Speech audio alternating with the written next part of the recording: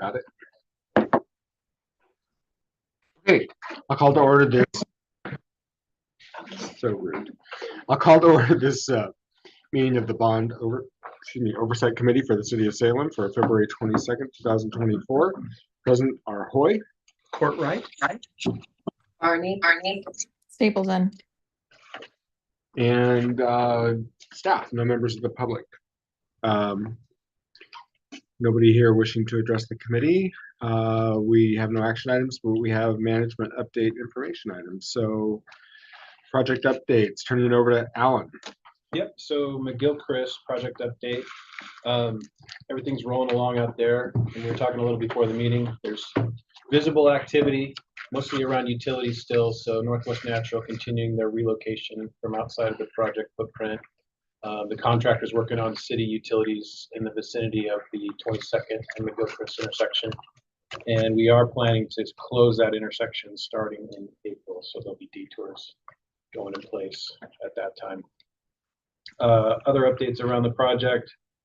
The IGA for the RAISE grant is still with FHWA for their review, but we're expecting to get that back and then it'll come to council. Phase 2 and 3 design got kicked off earlier, I guess late in 23, so that work is going on. And right away, we have signed acquisition documents for everything that we need except for the railroads, and we need a little more design done before we can go to them. So Circling back to the closure, how long do you anticipate that lasting? through the summer, correct? Yeah. Because it'll start with the intersection and then move to the culvert. It's going to be through the in-water work period, so it's not being basically right on. So six months. Okay. Other questions? Anything else on McGilchrist? That's it. Cool. All right, Union Street Bikeway. All right, yes, thank you. On the Union Street Bikeway, we wanted to kind of circle back on that. That's been on the agenda the last couple of meetings. yeah.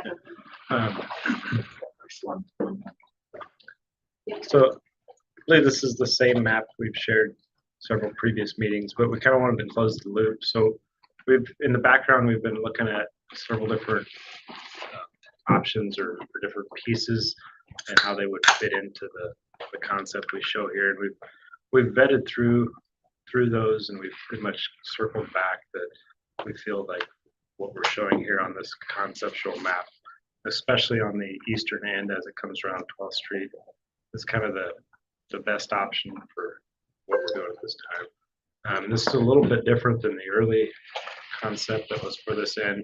So right now what we have is a buffered bike lane in each direction around that piece where Union turns and comes into 12th. And then it will extend past Marion Street down 12th all the way to center. What that's doing, that's shifting the travel lanes over to the west and taking away one of the southbound through lanes to provide the space for those buffered bike lanes coming into the intersections. I think that kind of the idea here was just kind of circle back with the group, try to close the circle, and let everybody know this is what we're going to proceed with. How do you get to the bike lanes from the Esplanade? Is that, or Promenade? Promenade. So you'll have to cross the railroad as a pedestrian, right? You got that railroad crossing that will always be there. So it's coming across the railroad as a pedestrian. Okay. So if you're headed southbound, so you're on a bike, you're saying you'd have to stop, hit the button, get in the crosswalk, walk your bike across, and then get on the Promenade.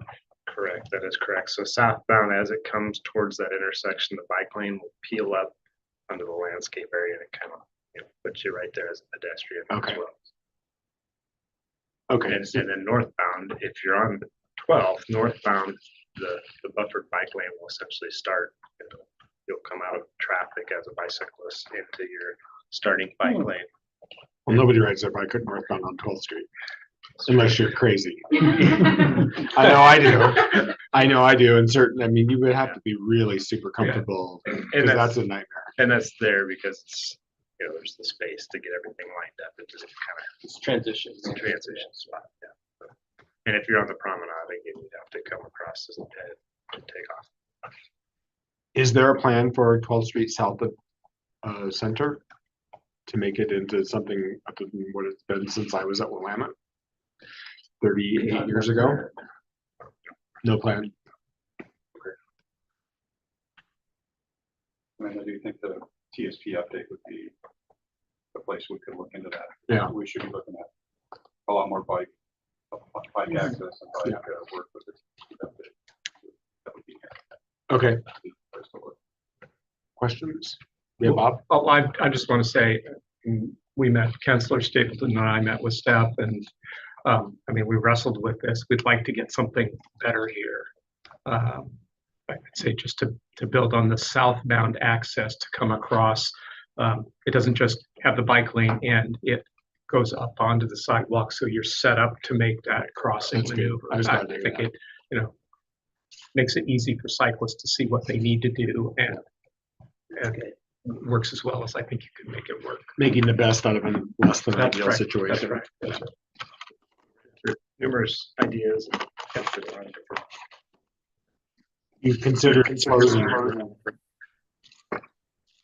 Sorry, I'm doing weird feedback all of a sudden. Oh, Virginia came off of mute.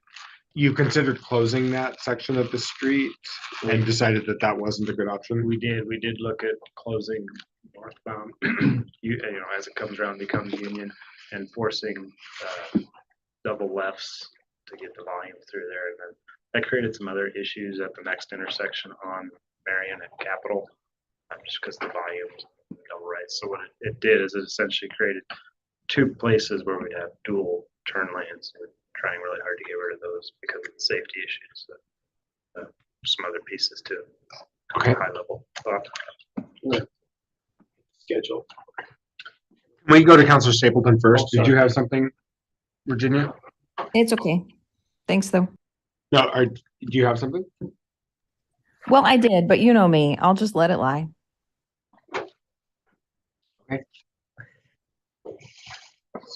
Construction schedule. Yeah. So we're still shooting for the construction of this in 2027. So that's why we're hoping to take off on the design in earnest now that we kind of got the concept nailed down. So 2027? 3 years from now? It'll be the right of way piece. So we're already starting on that. Part of the Right. Okay. Anybody else have anything? All right, Alan, Marine Drive. Yeah, so a couple of things on Marine Drive, just for general awareness. We've talked about it here before. There's a small piece of the road on the northern part of the project that we're going to build out in front of the rest of the project in conjunction with the Applegate Veterans Facility. And that work gets started this summer. So one of the pieces of that is that piece of Marine Drive goes across a small finger of Polk County that's outside the urban growth boundary.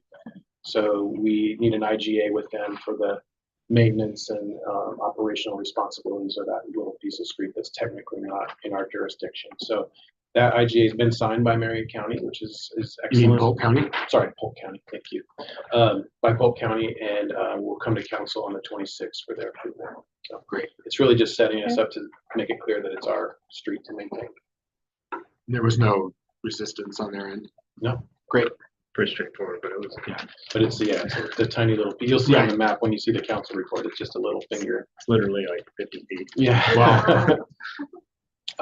So I wanted to make y'all aware that coming in the next few months to council as well. So there's the Applegate property and then at least one more property along the alignment where we have a deferral agreement recorded against those properties. So future or past land use actions, they were required to sign an agreement that said they'll participate in the street improvement when the time is right, and it's deferred from the current land use action that was approved at that time.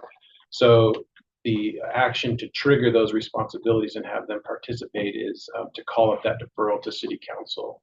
And city council says, yeah, now it's time. So those deferral call-ups will probably come in the next few months to city council for approval. How's the track record been on this? I don't think we've ever had too much trouble. And feel free to jump in here, but in general, they're getting a pretty good deal, right? Because it gets folded in with part of the project and the costs are based on, is it based on an estimate done at the time or? Yeah.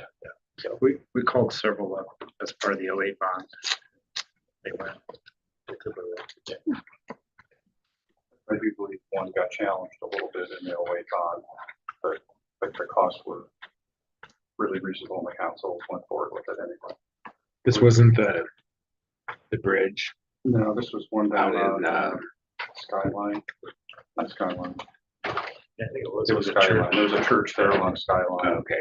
But they had a deferral agreement. So this wasn't the bridge out on the golf course south. That wasn't that in the deferral agreement. Okay, good. There was several on Hawthorne, some on Skyline.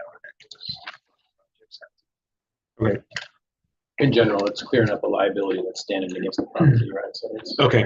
a chance to get that taken care of as part of a bigger effort is going to be in general, the best deal that we get. Gotcha. And then last thing on Marine Drive, and again, feel free to jump in here, is there's activity around this construction and then sort of overall design work. So surveyors going out and other preparation type work. And so we're getting ready to just notify a sort of larger area of folks what they can expect to be seeing out there. And so counselors whose wards are out there will get copied on that. The mayor gets copied on those notifications typically, but just wanted to let you know that we're gonna start communicating with folks. And then Aaron will probably be going to neighborhood associations as we go forward and just reporting out on the project. So did I miss, did you say how long a stretch this is? You said short. That's about 600 feet or so. Okay. We can bring back a picture. Yeah. The next meeting. And what's next? I mean, For Marine Drive. we're jumping this ahead. Yes. When is the next step on Marine Drive? I mean, I assume people are gonna say, hey, you've done this. Yeah, Right. no, What else is, we're starting. when's the rest we're gonna have? Yeah, we're starting the bigger effort. This is drawing our attention to try to get this in the time needed for the developer, but we're starting the entire effort, which is the first piece is the survey, and it's the notice going out to the bigger group. And then from there, just kind of a natural progression through. But we've got right away acquisition. There's more to work through with Polk County because of more segments outside the UGB, permitting and all those things. So construction's not till It's out in like 28 29. or something. Okay. So Is that gonna be another IGA with Polk County or does one you have covered? No, it'll be additional work. Yeah, there's larger issues out there along that whole alignment with the UGA and the city limits. So quite a bit more to be worked out. Yeah, Kind of just a little one on. we specifically kept this focused to hopefully make it go smoothly. Anything else on Marine Drive? that's it for us. Okay. On to parks then. Minta Brown. Yeah, so I have just kind of general park updates. I see two listed, but I have the third one that just bring y'all's attention. So we'll start with Minto. So when we last met, there was some concerns about bid numbers and being over budget. We opened the bids on Tuesday this week. We had 16 bidders, so that's a lot. That's great. That's good. Means it's good for us. I guess it means there's a lot of people need or want work. So the estimate was 1,016,000. So the good news is we had a low bidder at 911,500. Nice. So a potential savings right off the top of 100,000. But we were with my estimate, we had basically no contingency. So we really were hoping for a bid like this to give us that buffer that we typically would have on a project, so that we have enough money for change orders and under some conditions that are just the nature of construction. Of the 16 bids, we had quite a wide variety of prices. There was two bidders under $1 million, and then the rest were over. We had one at the bottom of the list at just over 1.3 million. But I think what was interesting is there's a really big slug of contractors that are right in that engineer's estimate number, like the 1.3 That's a good sign. That's a good 1.1, sign. Yeah, so I think our numbers are pretty good. This is a unique project, so I don't want to like caution like to say that we're not gonna, this is a park, not a lot of traffic control, pretty easy paving, just some unique bid items that are not necessarily transferable to some of our other projects that we typically Right. do. So moving in the right direction. I didn't have time to look at all of the numbers. But one of the ones we kind of keyed in on was the asphalt price, just out of curiosity. I believe the low bidder was 110 a ton. There were a couple that were at 100 a ton, but there was also some that were over 130 a ton, 140 a ton. So there was a wide range, and that just depends on where they're getting the material, how far do they have to haul it, are they paying someone else premium to get it? Some of the ones that were lower were paving contractors, so they're putting their profit at some other margins. So anyway, overall good news. Just for reference, I think 130 a ton is kind of what we're using for our current estimate. Okay, I was wondering where that was in context. So I had 130 in my estimate on the project. So just a kind of an interesting side note regarding Minto Brown. I met a guy last night who told me that he moved to Salem because of Minto Brown Park. Wow. He's like, I love this park so much that I wanted to live here and be able to access that park on a regular basis. I thought that was pretty cool. Yeah, yeah. I didn't mention who the low bidder was. So I'll call it the apparent low bidder. We haven't awarded anything, and we're still analyzing the bids for discrepancies and such. But currently, it's Knife River, Western Oregon, out of Tangent, Oregon. So we've worked with them in the past. I haven't worked with them in a while. I don't know if you guys' familiarities with them, but That's super. Yeah. They do less paving. You, good news. I mean, you said your engineer's estimate was 1.1, was that right? 1,016,000. Okay, 1,016,000. So was that the same estimate that we had going in when we put together the bond package? Or No. is it something we did subsequent? I'm just, I don't remember what the estimate was for the bond package, but this was higher, I think, than what we had originally put together for estimates and assumptions. So we bumped our numbers up. We knew we were low. I just wanted to think about this in the bigger scheme Yeah. of where are we at with bond Yeah, it's spending, and if it went up a little bit, that's understandable, but where are we in terms of tracking the overall? We'll touch on that a little bit with the cash flow, but I think the way that I'm thinking about this particular result is, so I think total budget was 1.55. And we built in a contingency on top of our original estimate back when we put the bond together. When Aaron updated his numbers and we took this thing out to bid, he had $30,000 in contingency. And you want to have like somewhere between 5-10% is more comfortable. So we wanted to be more around like 100,000. So that's kind of how the margin shrunk on us. Now, luckily, we got a bid that's 100,000 under, so we're in pretty good shape. But I think what it tells us is we're kind of right on par, but it's going to take good bids to sort of keep us without having to tap the premium. Okay. And we're going to talk a little bit about some future projects that are coming when we talk about the cash flow, that maybe those numbers are going to be over the original bond estimate. So we're going to have we're going to have decisions to make about how we deal with those, because we probably aren't going to get miracle numbers that bring us all the way back on budget. That answer your question? Yes, it does. And we'll dive into it a little bit more. Good, thanks. Anything else on Minto Brown parking lot rehab? When's that we're going to start? An excellent question. I know all the contractors that were calling me were very eager to start it. That was the number one question. When can we do this? My answer was, as soon as we are able to, weather dependent. So Minto Brown is underwater most of the time this time of year. It's been especially wet this year.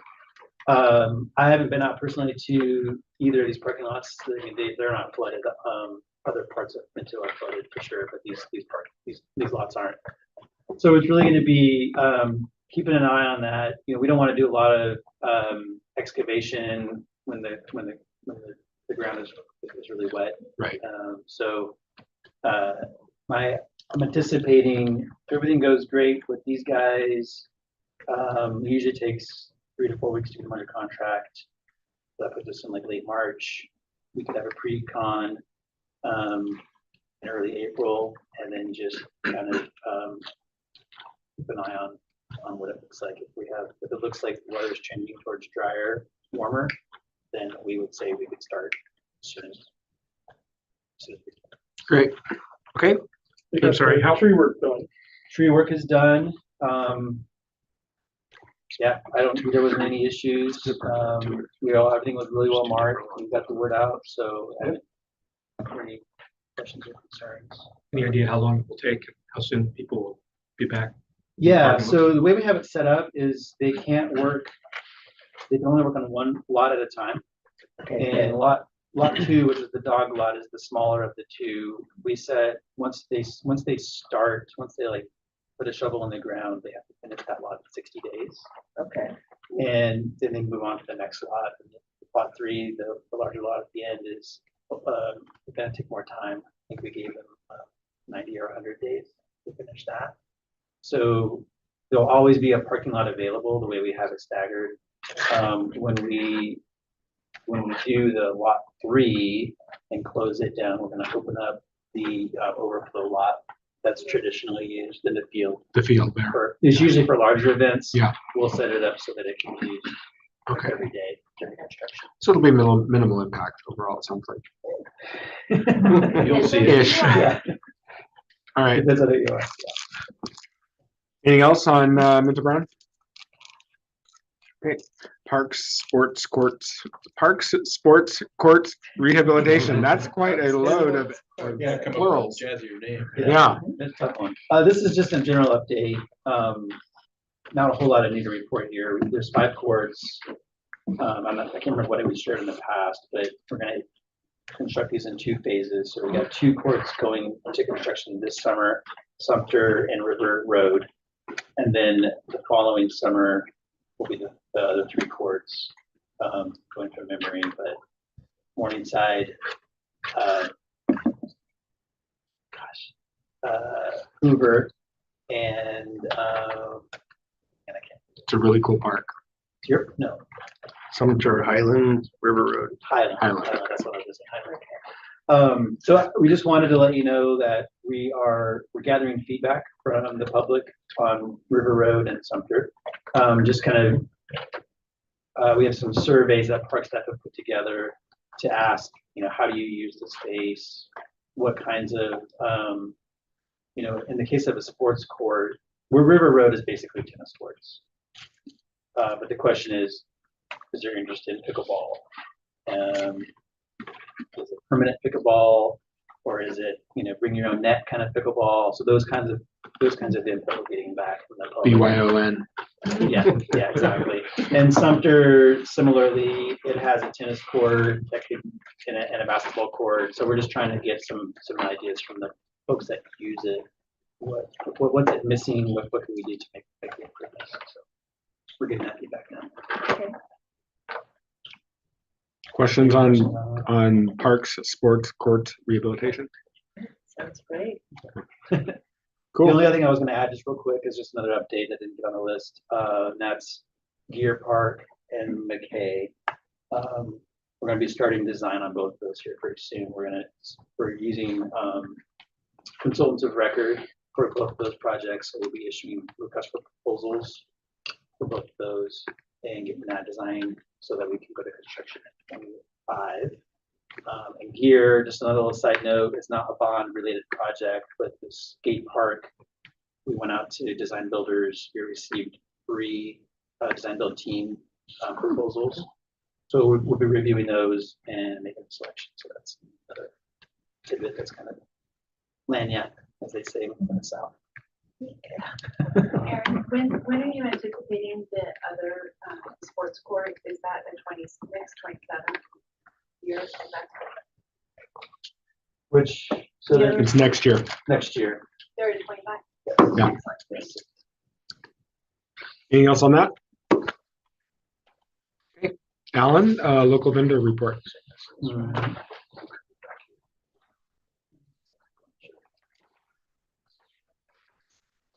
So just an update on the local vendor report. I think in general, still, we don't have the first contractor award on here yet, just because we haven't gone all the way through the award process.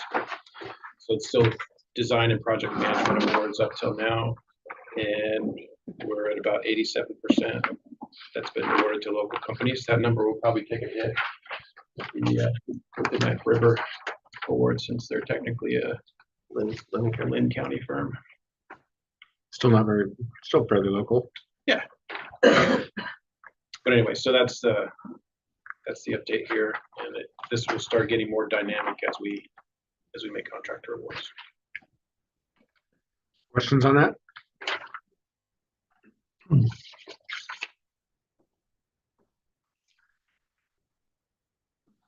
Bob is pondering. Nope, you're good. Okay. All right. Cash flow. So I have two versions of this, one with big numbers. I should take a page out of Josh's book and say, I apologize, there's a lot of numbers in this table, right? I've heard him use that line before. So there's some with big numbers if you prefer, and then there's a more compact reading glasses version if you prefer. Start with the big one. So you have to pick. Is that what you're saying? Public Works and their big paper. That's right. Color. Yeah. Easy on us, right? We can email these out too. If that's okay. Do you have extra? Thank you.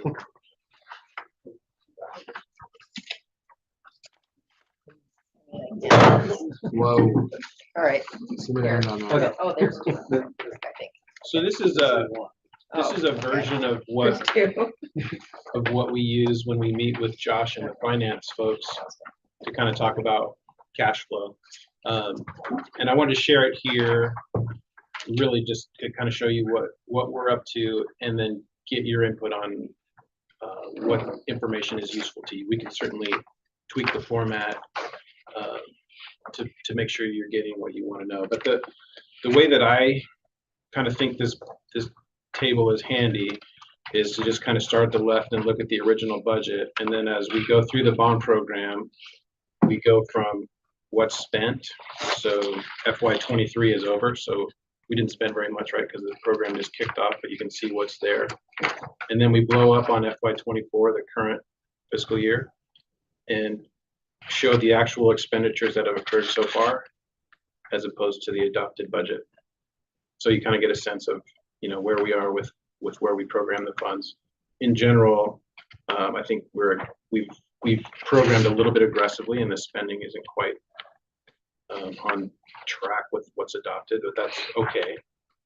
And then looking out past the current fiscal year is what's programmed, and this is pretty much how we laid out the bond spending at the beginning. We haven't revised it too much, but I think as fiscal years get complete and we get more actual expenditures, then these cash flows will adjust. So right now, your original budget and your total at the end, the far right of the page, all match, right? So we're projecting essentially everything that's allocated for each project will get spent. But as some of these early projects get finished, that total will get revised, and we'll know if there's savings or we went over. So that's how I could sort of envision using this tool to track how the projects are coming in. So that's the sort of big picture concept here, but I'm happy to stop there and take any questions or suggestions. If I may, one of the things we look for on the finance side is we have spend down requirements. So since we issued tax exempt debt, we have to spend 85% within 3 years. So that's why we programmed, hey, first issuance, 3 years later, we'll do a second issuance. So that's one of the things we're looking at and working with engineering about is, hey, are we going to meet the spend down requirements? When do we need to do that next issuance? Right now it's really hard to tell because a lot of the dollars aren't going out the door quite as fast as we thought, but we also haven't gotten into construction. So that's kind of one of the dynamics that we're working with. What happens if we don't meet that? Probably nothing, honestly. You have to have a reasonable expectation to spend, and certainly if you don't, and there's an audit, you have to justify why you didn't. But generally we want to still hit the spend down requirement. And also it impacts when we do the next issuance because we'll have the same requirement for that one too. Right. it might delay the second We don't want to be distribution. piling up too much cash. Yeah, I mean, but as you get like, if the Civic Center gets under construction, that's a lot more dollars out the door faster. Yeah. So we'll have to pinpoint where that lands. Gotcha. It takes a while to ramp up, then it starts going pretty fast, so, with, especially with bigger projects like the Civic Center, like Josh mentioned.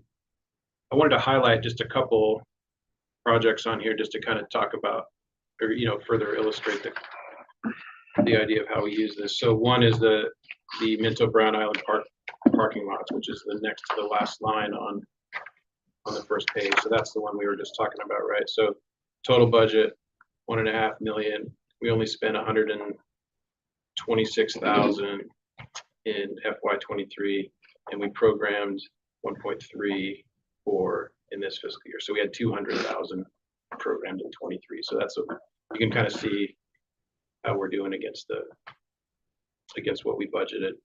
And as Aaron just explained with the schedule, right, we'll probably be out there through, you know, summer and fall. So some of these expenditures will bleed over into the next fiscal year, but you'll see all of that by, you know, in about 1, 2, 3, 4, 3 or 4 more quarters. We'll be pretty close to the end, and we'll see where we're at on that particular project. So that's like sort of the first example of how we'll see these projects get spent down and track that here. And my thought is we would just bring this report back to y'all probably quarterly. Got Very helpful.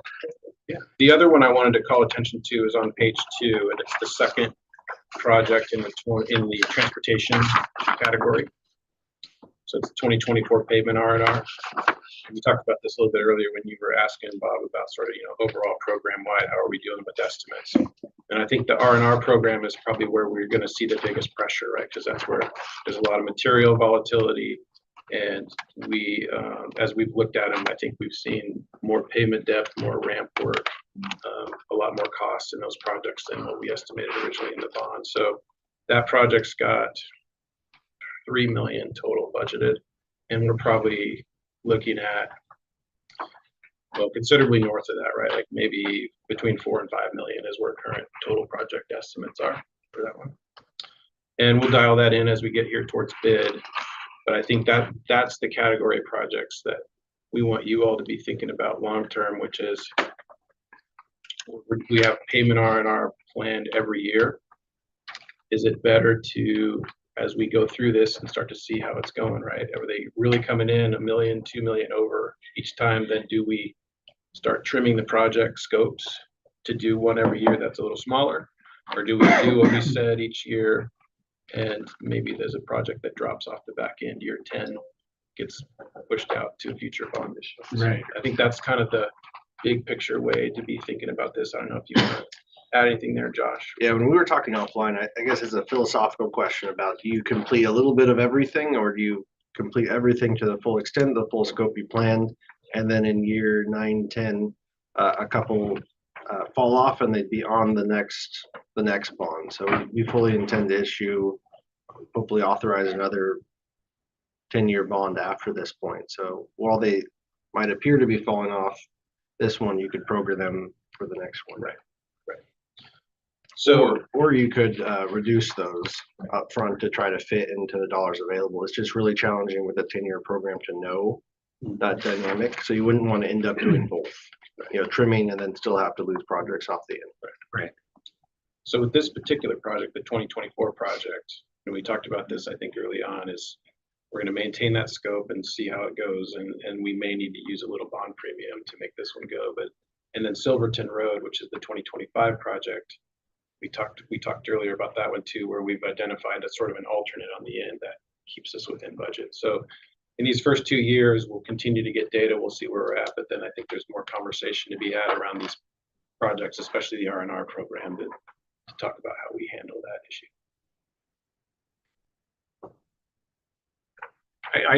I tend to think we've kind of made a promise to the voters of these are the projects that we expect to deliver. So I wouldn't want to back into a decision to drop projects. Agreed.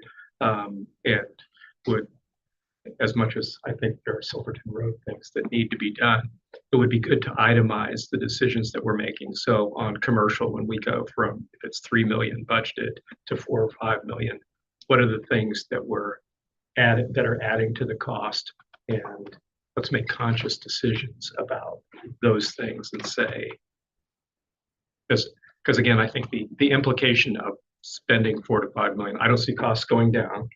The implication of spending more is we are putting pressure on those end projects. Right. Whether we say so or not, that's the, I think that's right. And, you know, depending on what cost escalation does, right, that pressure just gets worse. exactly. And you never know, right? I mean, we could end up in a completely different economic climate here in 5 years where suddenly prices come down a lot, but we just don't know at this point. That would be wonderful. Yeah. Maybe. Then we can do more. Wouldn't that be great? Has that I know, ever I know happened? Councilor Stapleton has some. 2008, it did.